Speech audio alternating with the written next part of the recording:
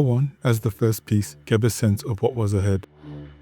With high poly models like this, I would run into many instances where I'd need to flip or rotate sections to get them to bridge. I also isolated little pieces that I could reuse for joins, maintaining a continuity in the set. The shape of the model changed a lot in some cases, but I leaned into that because these are just bases and they didn't need to be exact.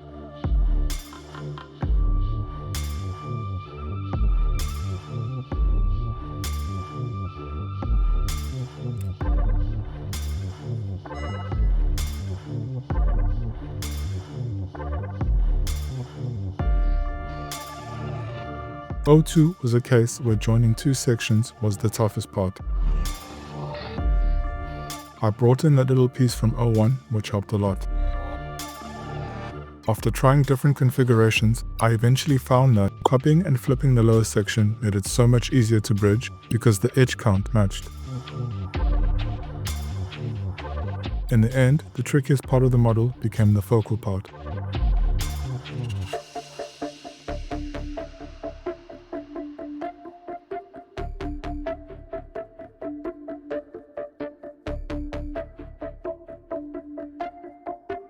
O3 was more of the same, aside from the debate of whether I wanted to keep that collar piece at the top or not.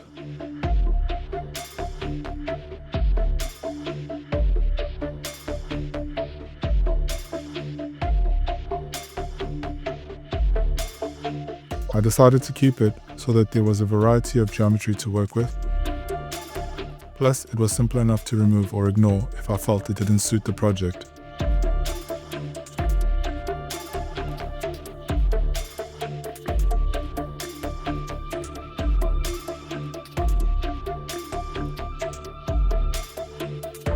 O4 was a reminder that not every model was going to click.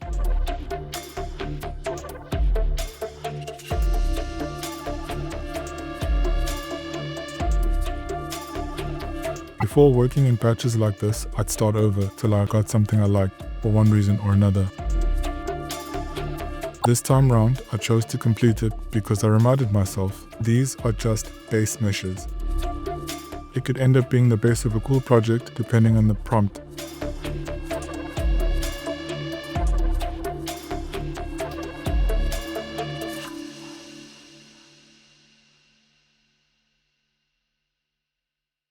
O5 was the first case of a model I liked more and more as I was developing it. I think the mark of a good result is one where you can see many possibilities at a glance. It could be a ship with a dramatic wing design that curves forward. It could be the handlebars of a bike, or some type of divining instrument.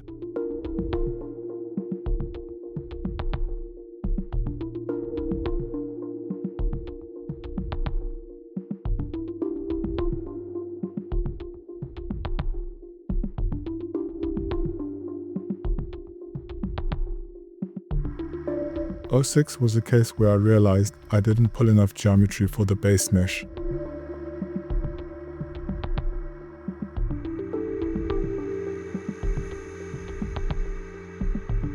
I decided to add a straighter, boxier section for some variety. The back section will lend itself well to constructing things like frames.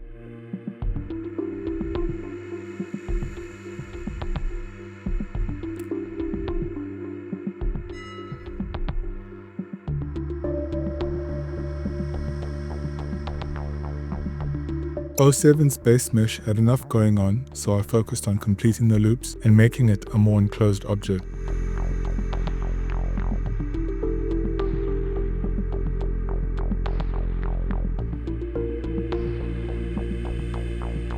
What's nice about this one is that I think it will work well in situations where one block meets another because of how a lot of the loops have connections already hinted at.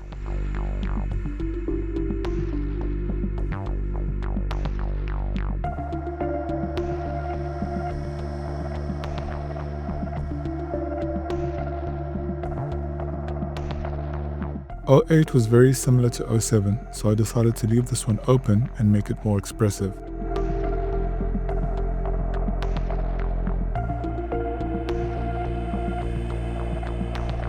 I looked at changing some of the connections and didn't worry about any areas that had awkward overlaps because, again, it's only when there's a prompt that I can know for sure what needs to change to make it work.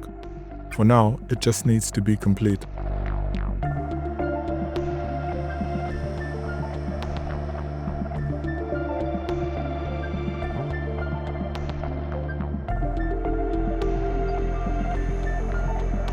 '09 was my favorite piece from this batch. It has two sections that didn't line up easily at the start.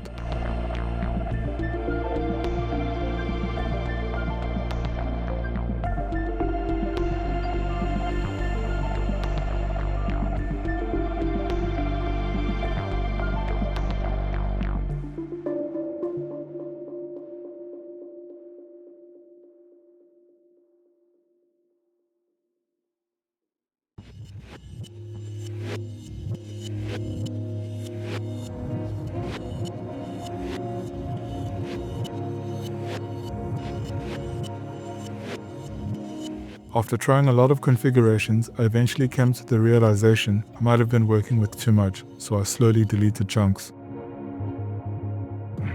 Almost immediately it started to flow again because I wasn't trying to solve so many connections.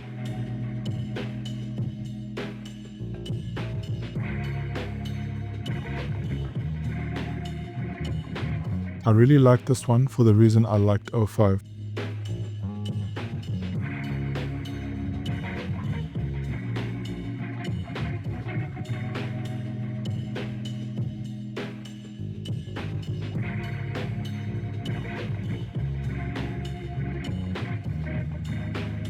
Something I didn't really explore in this batch was using the mirror mod past halving the work done. As you can see, depending on the axis, these can become completely different, starting a new branch.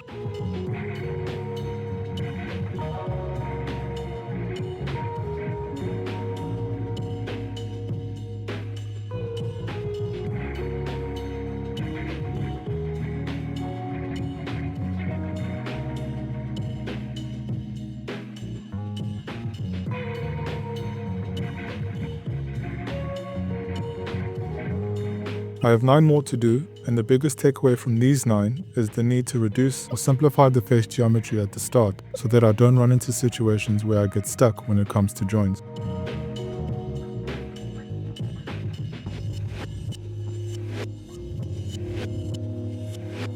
If you're interested in seeing the next batch when it's done or found any value in what was shared, please consider leaving a like and subscribing to get notified when that video comes out. Thanks for watching.